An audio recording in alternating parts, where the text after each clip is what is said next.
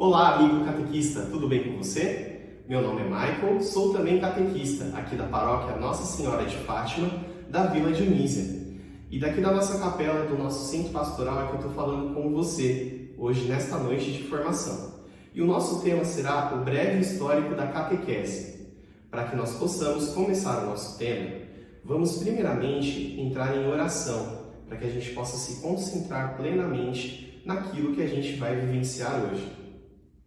Então eu convido a você, diante aqui de Jesus Eucarístico, que está presente aqui neste sacrário, que a gente possa colocar nossos sofrimentos, as nossas súplicas, os nossos pedidos, os nossos agradecimentos, aquilo que mais te incomoda, aquilo que vem te atormentando, aquilo que vem atrapalhando a sua história com Jesus.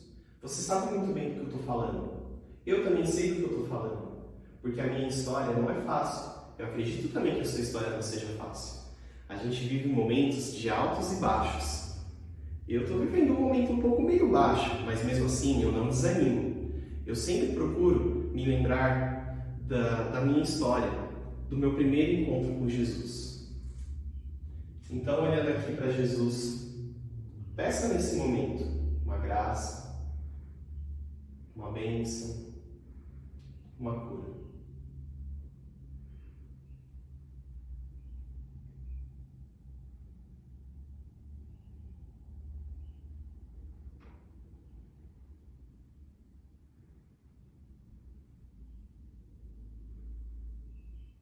Pai nosso, que estais no céu, santificado seja o vosso nome. Venha a nós o vosso reino. Seja feita a vossa vontade, assim na terra como no céu. O pão nosso de cada dia nos dai hoje. Perdoai as nossas ofensas, assim como nós perdoamos a quem nos tem ofendido. E não nos deixeis cair em tentação, mas livrai-nos do mal. Amém. E que agora a gente possa pedir a intercessão da Virgem Maria, Nossa Senhora, aquela que sempre nos orienta, que sempre nos consola, a primeira catequista. Ave Maria, cheia de graça, o Senhor é convosco, bendita sois vós entre as mulheres, e bendito é o fruto do vosso ventre, Jesus. Santa Maria, Mãe de Deus, rogai por nós, pecadores, agora e na hora de nossa morte. Amém.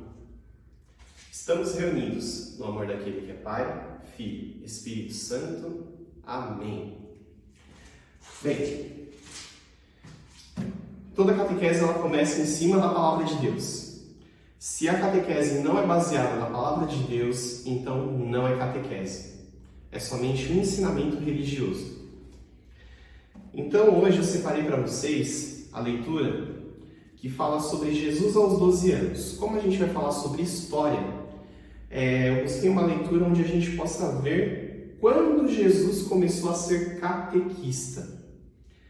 Só que a gente tem que lembrar de uma coisa, que no princípio era o verbo era Deus, o verbo estava com Deus. Jesus já estava desde o princípio, porque ele é Deus. Só que ele, como pessoa humana, ele foi se manifestar aos homens depois de um certo tempo.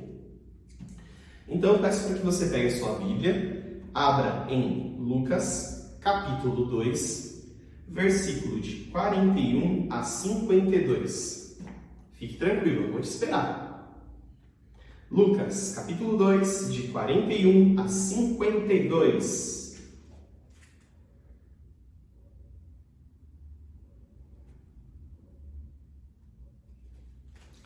O Senhor esteja com todos, Ele está no meio de nós. Proclamação do Santo Evangelho segundo São Lucas. Glória a vós, Senhor. Todos os anos, os pais de Jesus iam a Jerusalém para a festa da Páscoa. Quando ele completou 12 anos, subiram para a festa como de costume. Terminados os dias da festa, no momento de voltarem, Jesus permaneceu em Jerusalém, sem que seus pais percebessem.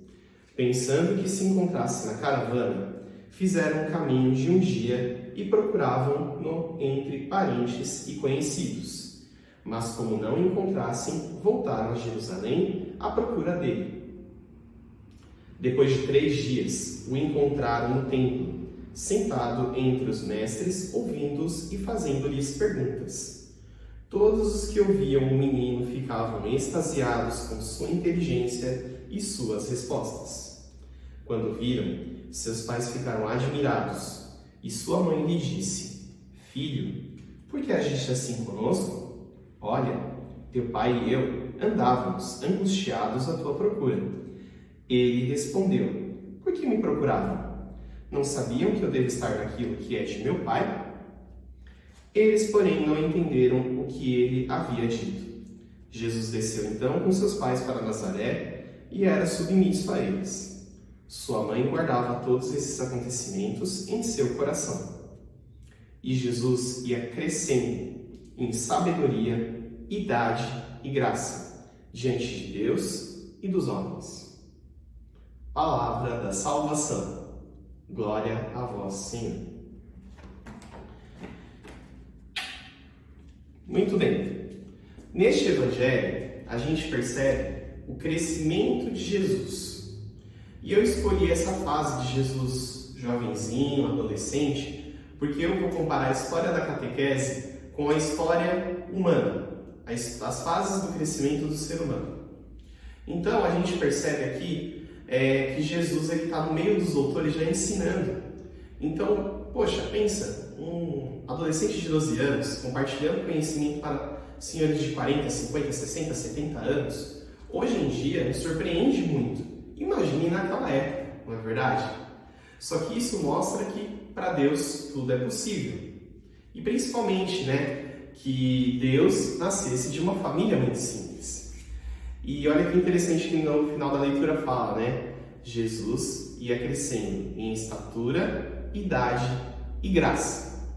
Então a gente cresce como pessoa, Então, por exemplo, alguns anos atrás eu era um adolescente, não tinha barba, Depois eu fui crescendo, minha barba foi nascendo, fui ganhando um pouco de altura, fui ganhando um pouco de peso, E assim a gente vai crescendo. Idade também, A nossa faixa etária vai mudando, a nossa mentalidade, a nossa maturidade, a graça também, Quanto mais a gente vai passando os anos, a gente também vai se aproximando da graça de Deus, se a gente tem uma vida de oração, uma vida religiosa, E eu quero que você pare um pouquinho e reflita sobre essa leitura. Como está o meu crescimento pessoal? Como está a minha história? Amém? Então vamos ao tema, para a gente poder ir um pouquinho mais rápido, porque o tema é bem extenso, tá? As nossas referências são estes dois livros aqui, escritos aqui pelo Padre Humberto, esse daqui, Ministério do Catequista, e esse daqui que o Padre Humberto também escreveu, só que em conjunto com o Padre Paulinho, Padre Paulo César Gil, Iniciação à Vida Cristã e Pedagogia Catecumenal. Então, o nosso encontro de hoje está baseado nesses dois livros, boa parte neste livro aqui do Ministério do Catequista, capítulo 11, e um pouquinho aqui, do outro livro,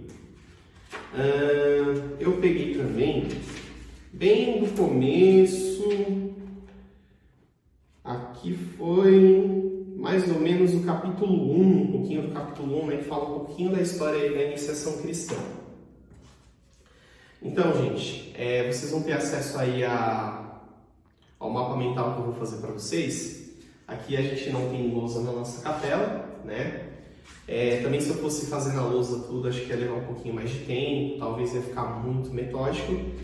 Então, a catequese ela sempre está presente na vida e na história da igreja, tal como Deus está presente na história da humanidade. Aí a gente pega aqui a referência do Padre Humberto, ele fala que a catequese se inicia com Jesus Cristo, a história da catequese. Porém, eu faço uma interpretação que há um antecedente disso. A gente não pode desprezar o Antigo Testamento. Por quê? O Antigo Testamento ele traz para nós uma herança teológica do povo escolhido que não deve ser desprezada, como eu falei anteriormente. É um material riquíssimo, onde a gente tem a criação, a origem do pecado, toda essa questão da origem do ser humano, o poder e o amor de Deus manifestado no seu povo escolhido. A ascendência de Jesus Cristo, né, os seus antepassados, a gente também vê a história deles no Antigo Testamento, os mandamentos, as profecias, os salmos, provérbios e outros livros sapienciais, e que de certa forma eles dão suporte à nossa doutrina cristã. Então a gente tem aí uma herança aí atrás do judaísmo, né? A nossa fé é baseada plenamente nos ensinamentos de Jesus, só que como Jesus ele era judeu, então a gente tem ainda algumas coisas semelhantes, né? Até hoje nós temos o Pentateuco, que é a Torá dos judeus, por exemplo, os Salmos, os Provérbios e por aí vai. Então, antes de Cristo, a gente pode considerar que é a primeira infância, né? Ou seja, a criança que está engatinhando, o bebezinho, né? Todo esse conhecimento mais básico, né? E aí, eu também coloquei aqui como uma referência, né? Que esse período é muito marcado pelo temor de Deus e pela construção, né? De um povo, uma construção de uma fé. E as dificuldades, né? No segmento de Deus, nós temos aqui a teimosia do povo. O povo era muito teimoso, as influências de povos estrangeiros e dominadores e escolhas alheias à vontade de Deus. Então isso atrapalhou muito para que o povo tivesse um crescimento mais rápido, tá? E aí por isso que foi necessário que Jesus Cristo aparecesse. E aí Jesus, como catequista, né, início da história da catequese, a gente pode considerar que esse período de convívio com Jesus, ele seria a infância mesmo, né? Uma criança um pouquinho mais velha, 7, 8 anos, ou até mesmo uma criança que está em fase de primeira Eucaristia, né? E olha que interessante, né? A criança, ela, quando faz a catequese eucarística, ela aprende muito mais sobre Jesus Cristo, ela tem essa intimidade com Jesus.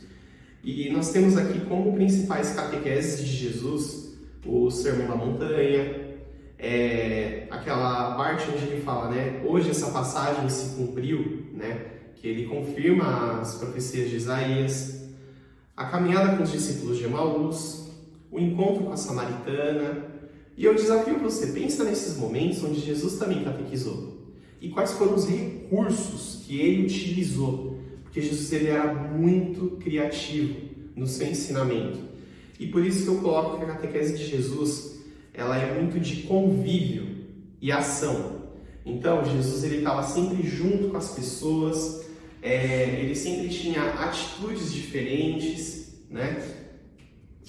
E as principais dificuldades que nós temos são os doutores da lei, que se achavam donos da verdade, as pessoas que ficavam muito na zona de conforto, né? Jesus fala, vem e segue-me. Mas eu sou pecador, Jesus. Ah, mas já faz 3 dias, o corpo cheira mal. Ah, mas eu tenho que deixar tudo mesmo. Então, a zona de conforto, né? Clandestinidade, entre aspas. Pois Jesus questionava a lei imposta pelos homens, né? Então, o grupo ali dos discípulos, eles eram considerados clandestinos naquela época.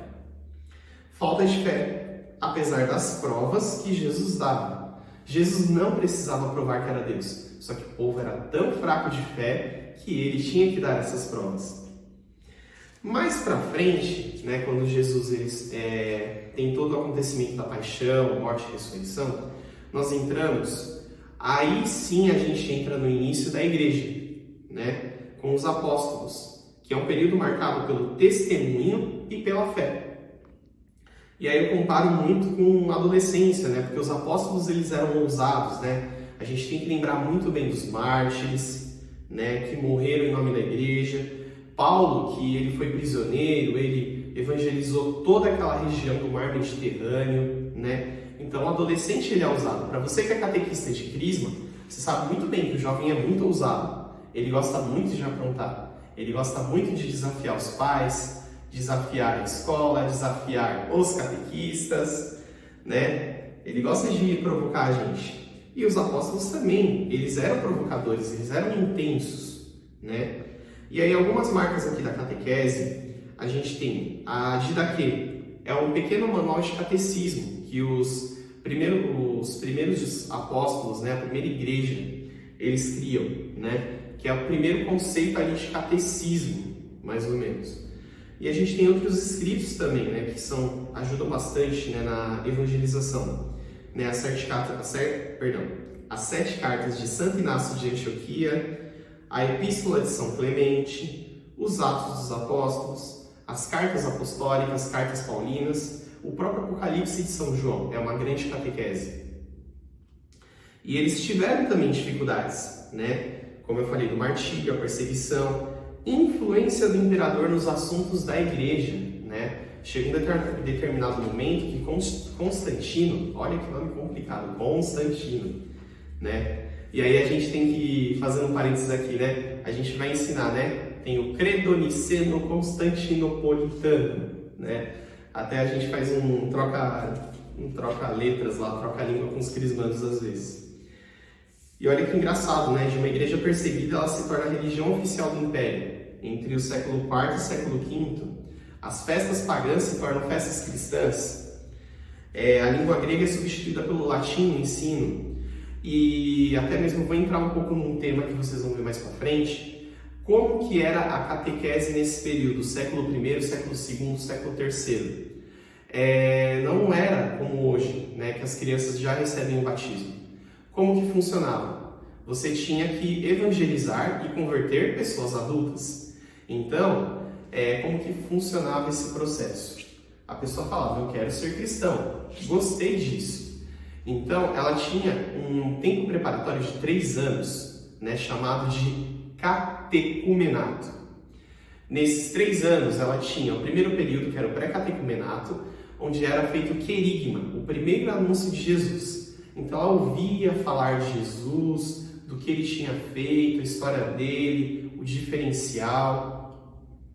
Depois ela ia para o catecumenato, ou discipulado, propriamente dito, que era um tempo intenso de formação, preparação, doutrina, estudos, vivência. E olha uma curiosidade que eu acho bem legal na questão da história. Na missa, né, nas primeiras celebrações daquela época, os catecúmenos, eles só podiam participar até a liturgia da palavra, até a homilia. A partir do momento de ofertório, até a bênção final, eles ficavam para fora das igrejas. Por quê? Eles ainda tinham que aprender mais para poder ver o mistério da fé, que era a transubstanciação, ou seja, Jesus presente naquele momento.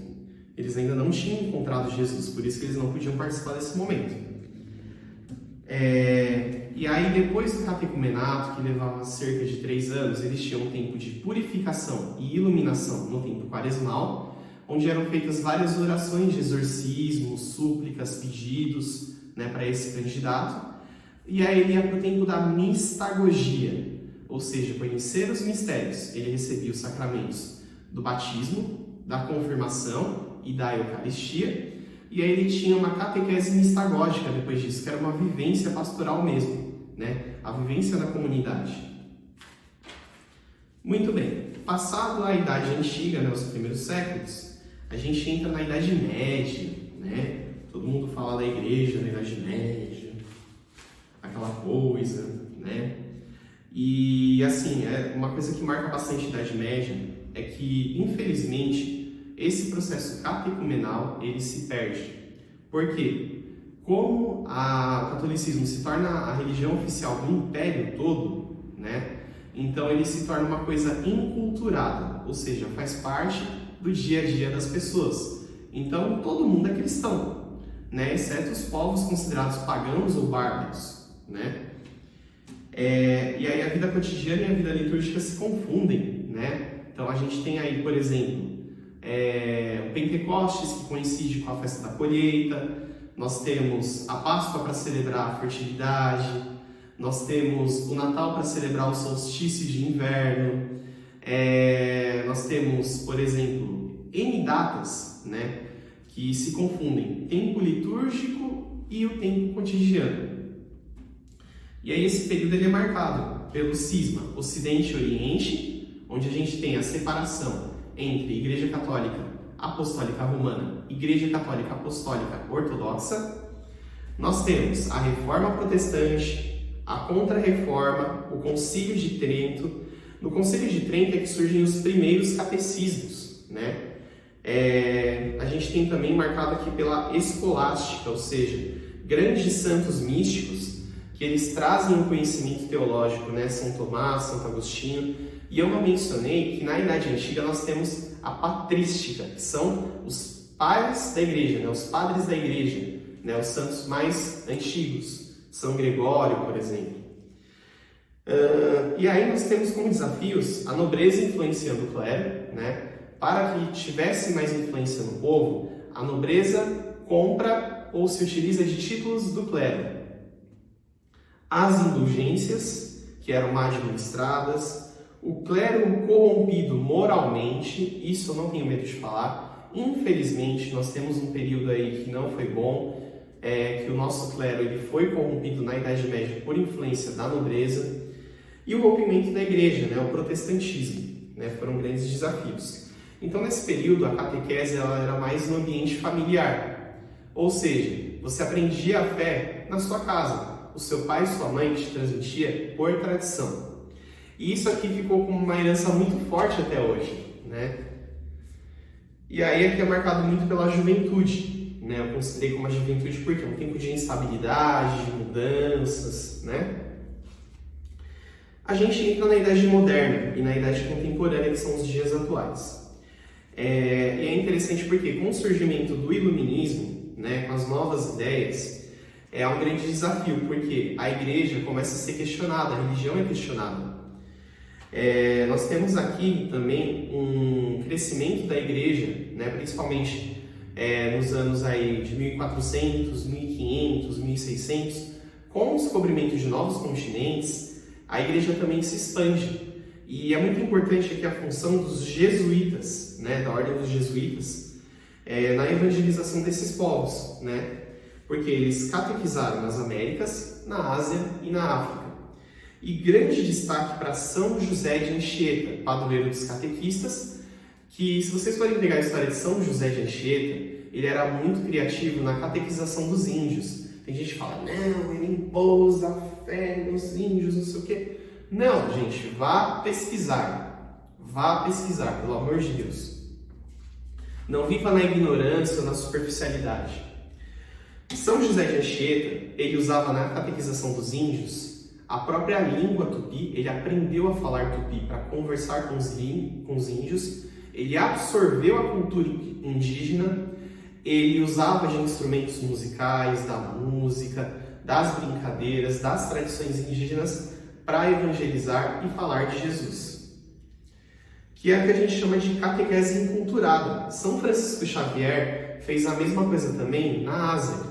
Ele aprendeu a falar mandarim, aprendeu a falar japonês, aprendeu a falar a língua hindu, tudo para evangelizar esses povos. E esse período da Idade Moderna e Idade Contemporânea ela é marcada pelos desafios do século das luzes, como eu falei para vocês, né, do Iluminismo, que é o questionamento da religião, as guerras, a revolução industrial, a modernidade, né, da tecnologia, a evolução das coisas muito rápido, mudanças de valores, e aqui no Brasil um cara chamado Marquês de Pombal, que ele, influenciado pelo Iluminismo, ele resolve expulsar os jesuítas aqui do Brasil, e aí ele faz toda uma reforma, uma coisa um pouco mais culta, mais racional, né? Então a igreja fica um pouco mais restrita. Cabe lembrar aqui também, como um bom catequista, o Padre Antônio Vieira, tá? E aí a gente chega aqui já um pouco mais recente, né? No século XVIII, né? Nos anos de 1700, as escolas católicas elas já ensinavam a catequese, né? Então, a partir da Idade Moderna, volta o ensino oficial da catequese por meio das escolas. Isso também na Europa, né? Muitos colégios católicos, né? Que até hoje existem, as universidades. A Igreja Católica sempre foi grande promotora do conhecimento e do estudo. E aqui no Brasil teve uma pequena reforma no século XIX da Igreja Católica, porque o catolicismo que a gente vivia ainda aqui no Brasil, ele era muito o catolicismo do tempo colonial, né? Os anos de 1500, 1600, então muita coisa precisava ser modernizada, tá? Vamos ver aqui. E a gente chega aqui no século XX, né, com uma renovação catequética. O século XX eu comparo como se fosse a maturidade, né, quando você já é um adulto e atinge a sua maturidade. Então a gente está se tornando maduro. 1903 é lançado o Catecismo de Doutrina Cristã, que ele fica válido até o Concílio Vaticano II na década de 60. 1905, Pio X, ele estipula que as crianças podem receber a comunhão a partir dos 7 anos, tá? Até então a comunhão era um pouco mais restrita aos adolescentes, tá? Era mais ou menos a faixa etária em torno dos 14, 15 anos, tanto que São Domingos Sávio, ele pede para receber a Eucaristia antes dessa idade, né? Os 3 pastorinhos também pedem, né? Valorização do leigo por Pio X, pela falta de padres. Então a igreja percebe que o leigo ele é importante e começa a ser valorizado, né? Não é somente o clero, tudo era restrito a padres, freiras, bispos, todo o ministério era só para os religiosos, perdão. Contribuições da pedagogia e da psicologia, né? Então as ciências elas vêm para ajudar na catequese. E aí surge um movimento chamado Ação Católica. E esse movimento Ação Católica, ele tem muito a raiz dele na doutrina social da igreja, né? Então a igreja católica começa a se preocupar com a sociedade em si, né? Com a vivência do ser humano em sociedade. E aí que surge o método ver, julgar e agir, que você já deve ter utilizado nos seus encontros, né? Só fazendo aqui um parênteses, o ver, julgar e agir, ele consiste no que? A gente vê a nossa realidade, a gente vê as escrituras, a gente julga na ótica de Deus, né? E a gente age, ou seja, tem um propósito de vida. Muitos livros ainda de catequese são baseados nesse método, tanto que você vai encontrar essa estrutura, né? Que você vai ter lá um texto de reflexão junto com a palavra de Deus, depois você vai ter as perguntas de reflexão que já seriam julgar, e por último sempre tem lá, compromisso da semana, né? E tem 2 expoentes aqui, que é o padre Álvaro Negromonte e o Dom Helder Câmara, que eles fundam em 1963 o SPAC, Instituto Superior de Pastoral Catequética. E claro, a gente tem mais para frente, né, depois do Concílio Vaticano II, que reformou bastante e creio que tornou muito mais acessível a fé católica para as pessoas, a partir do momento que os ritos eram feitos nas línguas dos países. A gente vem, né, por consequência, que também influenciou a catequese. Teologia da libertação, essa preocupação com o social, as comunidades eclesiais de base, ou seja, a Igreja Católica chegando nas periferias e nas mazelas, documento de Puebla, a preocupação com a América Latina. Nós temos aqui em 1972 um marco também muito importante. Papa Paulo VI, ele institui o RICA, Ritual de Iniciação Cristã dos Adultos, que ele é um retorno ao catecumenato, aquela mesma estrutura que eu falei, né, do querigma, discipulado, purificação, iluminação, mistagogia, que mais para frente vocês vão ver com a Janete. Em 1992 é publicada a versão prévia do Catecismo da Igreja Católica e a oficial em 1997. Então o Catecismo se torna a base dos ensinamentos catequéticos. E aqui no Brasil a gente tem um marco muito importante que é o Diretório Nacional de Catequese em 2006, tá? E nós temos a celebração do Ano Catequético Nacional em 2009, tá? Tem muita informação também aí, né? Que algumas coisas eu precisei resumir para que a gente não se prolongue muito. E aí eu quero colocar aqui um último questionamento para vocês, né? Um fechamento. E a nossa história? O que tem a ver com a história da catequese? Você deve ter percebido que a catequese ela teve uma grande evolução nesses 2000 anos. Teve alguns momentos de pausa também. E agora ela retoma no século XXI a essência do cristianismo primitivo, o resgate do catecumenato. E aí eu vou até colocar lá no Google Classroom uma pergunta para você, né? Na sua opinião, por que você acredita que a igreja está em pleno século XXI, resgatando o cristianismo primitivo com a essência do catecumenato. E a nossa história também ela é assim. Mesmo que a gente mude ao longo dos anos, né, se tornando melhor ou pior, caindo, levantando, ou sem querer a gente vai esquecendo de algumas coisas, a gente volta ao nosso ponto de partida, que é o primeiro encontro com Jesus, o nosso querido. Deus ele está sempre presente na nossa história, como está presente também na catequese. E tal como a catequese, nós precisamos sempre nos reinventar e estar atentos aos sinais de cada tempo, espaço e situação. Então, pessoal, é muito importante. Não fique somente naquela crença de que é assim, é assado, é desse jeito, porque foi assim, a minha catequista fez um ótimo trabalho, a gente tinha lá o catecismo de perguntas e respostas, e era o cara, era bam, bam, bam. Não, aquilo funcionava naquele tempo. E hoje? O que funciona hoje?